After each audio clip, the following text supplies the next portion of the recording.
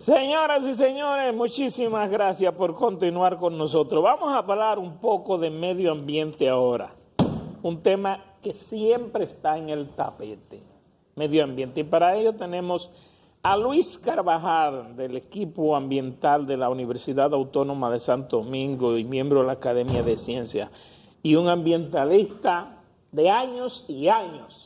Qué bueno, Luis. Un placer tenerte por aquí. No, gracias por la invitación. El tema del medio ambiente es un tema que le da a uno cosquillita en el estómago.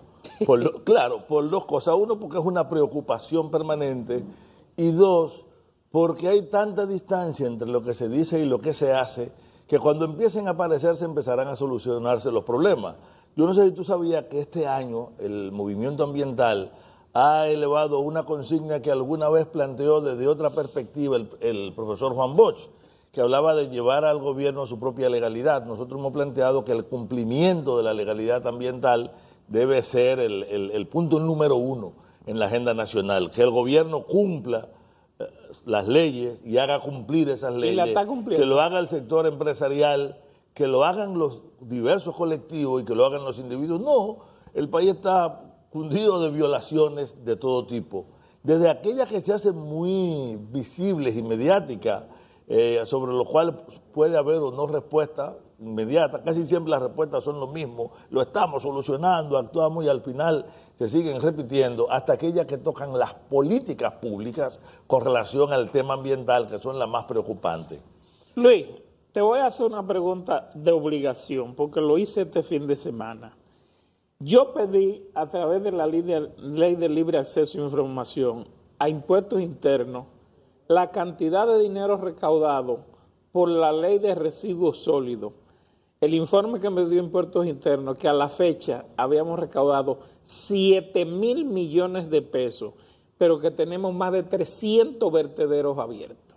Mira, no te olvides que cuando en los últimos días de discusión congresual de esa ley, se metieron dos modificaciones terribles. Una que le dio casi capacidad de veto al sector empresarial alrededor, y luego lo que permitió crear un mecanismo en paralelo que aparentemente garantiza la transparencia, pero que no sé por qué hace tan transparente el proceso que lo hace invisible, que es lo del fideicomiso. Ciertamente, los recursos que se requieren para abordar el problema de los vertederos son ingentes. Tú puedes tomar decisiones. Por ejemplo, voy a poner un ejemplo. Al municipio de San Luis se le obligó cerrar, o sea, por una resolución a cerrar el vertedero, pero no se asignaron los recursos. Al no disponer de los recursos para poder abordar ese cierre, aquella decisión es simplemente imposible. No sé cómo es que le llaman los abogados, pero sé que hay una expresión que dice que lo imposible nadie está obligado a cumplirlo. Exacto. Por lo tanto, tenemos una situación en la que, independientemente de los discursos, la asignación real de recursos, que es donde está la política pública, está donde están los cuartos. O sea, si tú me dices a mí que tu prioridad está, bueno, tu prioridad financiera, tu prioridad en la definición de política y en el seguimiento está por ahí. Pero eso que tú dices para los vertederos está para muchos otros problemas, uno fundamental. Si tú lo fueras a enfocar los problemas ambientales o de recursos naturales que tenemos ahora, porque por lo menos todas las informaciones que yo veo que emite el gobierno y el Ministerio de Medio Ambiente dice que vamos bien y que con mira al 2030 estamos bien y que con respecto a las emisiones de gas invernadero vamos bien también. O sea, si tú fueras a enfocar qué tenemos de problemas ahora, que hay que enfrentarlo, ¿cuáles serían? No, si yo fuera a enfocar, yo le diera a este gobierno y a los anteriores, porque no se libra ninguno de estos, un premio por la creación literaria en ciencia ficción. ¿Premio? Sí, claro, creo que el principal aporte del Estado Dominicano en cuanto a políticas ambientales está en la ciencia ficción. Te voy a poner un ejemplo claro.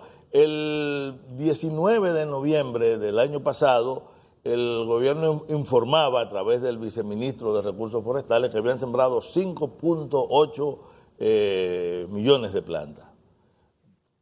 Bueno, lo podíamos discutir o no en los 3 años anteriores. En marzo, apenas, si tú sumas 5 meses después, te dicen que hay un informe oficial que habla de 24.3 3 millones. Tú dices, pero espérate, ¿cómo es posible si tú le restas 5 a 24, óyeme, que tú hayas sembrado 19. esa cantidad en apenas algunos meses, pero voy peor aún, que estas plantas ya te hayan podido cambiar el informe de la cobertura boscosa de la República Dominicana? Entonces tú notas que hay un afán de maquillar, que hay una hiperbolización de los datos numéricos, y esa es la constante que ha marcado a todos los gobiernos. Están en la oposición, critican fuertemente lo que hay, cuestionan las estadísticas y luego llegan al poder, toman esas estadísticas y la amplían y continúan el mismo cuento. Entonces, ¿cuál es la situación real de la República Dominicana?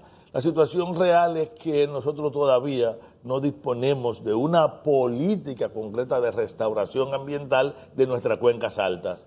Continúa, por ejemplo, el problema en Valle Nuevo Oeste de una ocupación que ha estado incentivada por un esquema de pago que a mi juicio no es tan transparente como aparece, y no hemos tocado los ocupantes de la sierra del Bauruco.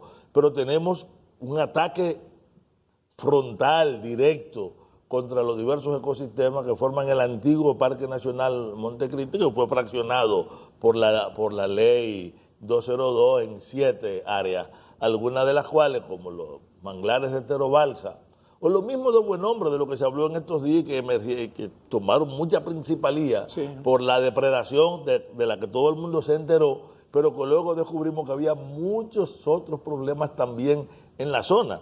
¿Qué ocurre? Que en esta misma zona el manglar ha sido la principal víctima. Lo fue desde la construcción del muro y la presión sobre Laguna Saladilla, como con el gasoducto, como con el puerto y como una serie de las obras, la inmensa mayoría de las cuales se iniciaron sin cumplir la ley. Por eso, si tú me dices, ¿cuál es el principal problema? Es que no hay un cumplimiento de la ley por parte del gobierno.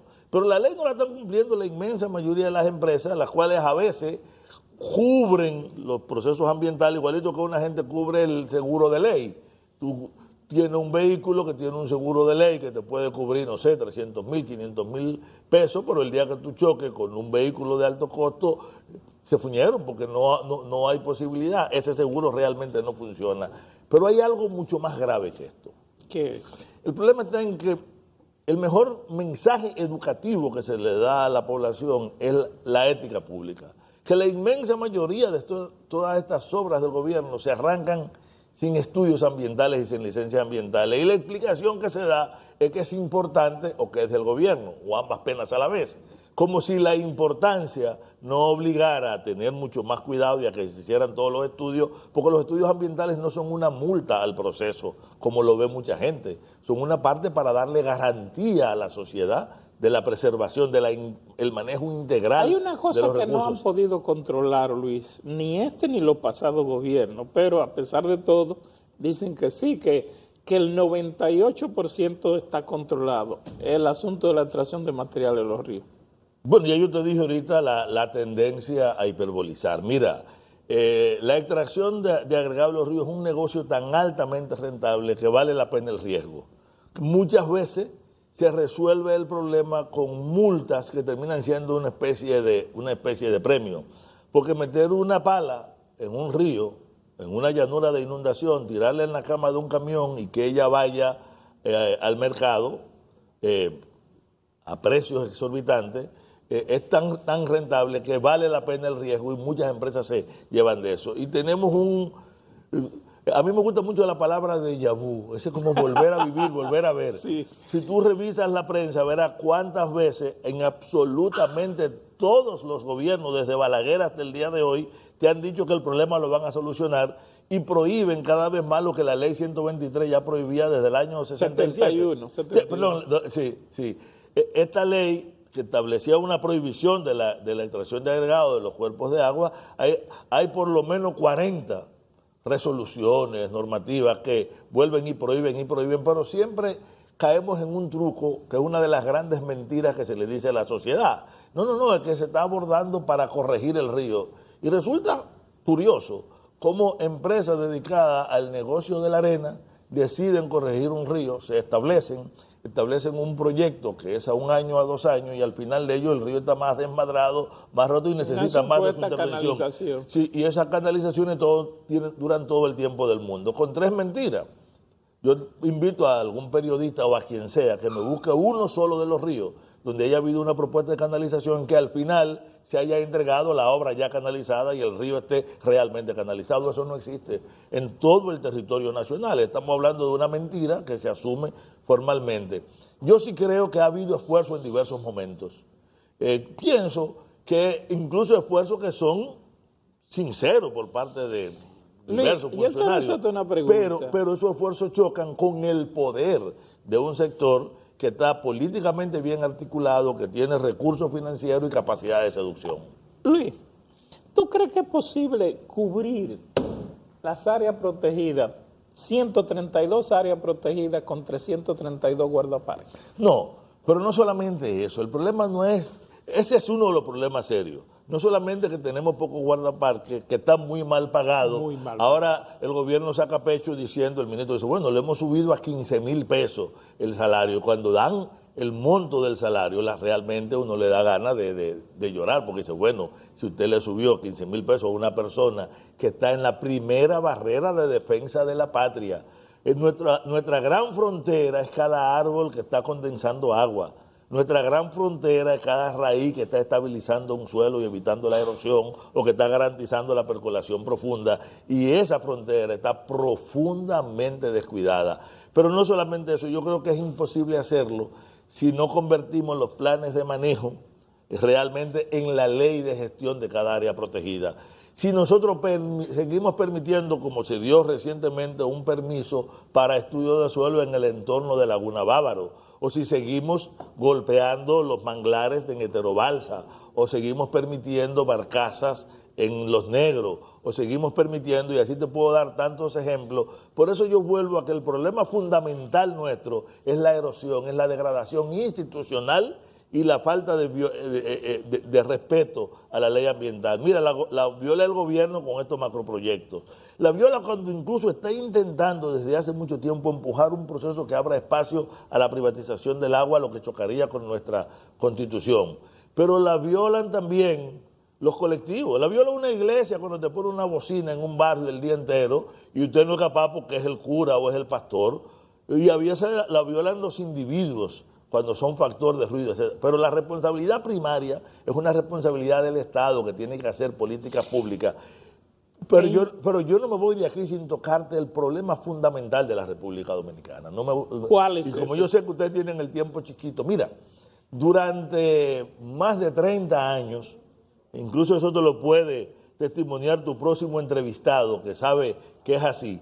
Durante más de 30 años nosotros habíamos estado repitiendo como un mantra que con la ley de ordenamiento territorial íbamos a resolver los problemas fundamentales del país. Y cada vez que a mí me tocaban un tema, no, cuando tengamos la ley de ordenamiento territorial. Pero ¿qué ocurre? Que esa ley, que en la fase final de todo el debate, te dice una persona que participó y se aproximó a ese debate, era una ley, no era la mejor, pero era aceptable, se le colocaron una serie de deformaciones, algunas que atentan contra la democracia al disminuir la capacidad de gestión del municipio y trasladar una serie de funciones, incluyendo de carácter ambiental, con lo que se debilita el ministerio, a una entidad que jurídicamente no tiene esa función, porque es una entidad que está formada por una persona y un grupo de personas a los que él nombra y manda, que es el Consejo de Gobierno. La única persona que es parte del Consejo de Gobierno y no es nombrada por el presidente es el rector de la Universidad Autónoma de Santo Domingo. Pero lo peor de todo es que le da capacidad de ordenamiento a 2 ministerios, al de Energía y Minas y al de Turismo. Peor aún, convierte ya todos los terrenos que estén bajo como exploración o explotación, en explotación se entiende minera, como terrenos mineros y obliga a los ministerios, a los municipios. ¿Tú quieres decir que la ley de ordenamiento territorial ha sido un fracaso? No, he dicho que siendo una buena ley, tiene una serie de deformaciones que la convierten en peligro, incluso casi en un arma contra la seguridad estratégica de la nación dominicana.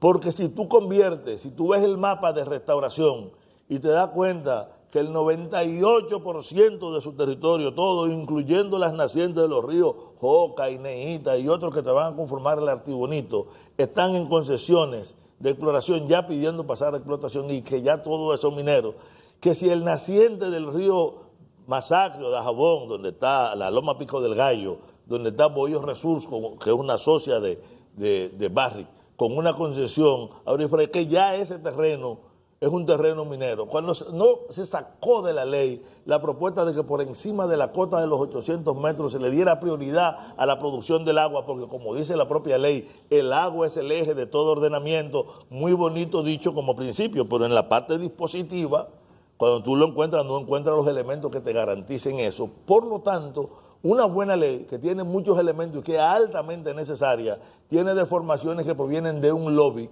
que pudo permear la voluntad de los congresistas. Y no estoy seguro que lo convencieran con argumentos, porque no hay argumento para probar eso. Luis, contigo se puede hablar 2 horas, pero no tenemos más tiempo. Nos vamos a juntar nuevamente. Gracias. Señoras y señores, manténganse ahí, que volvemos en un momento.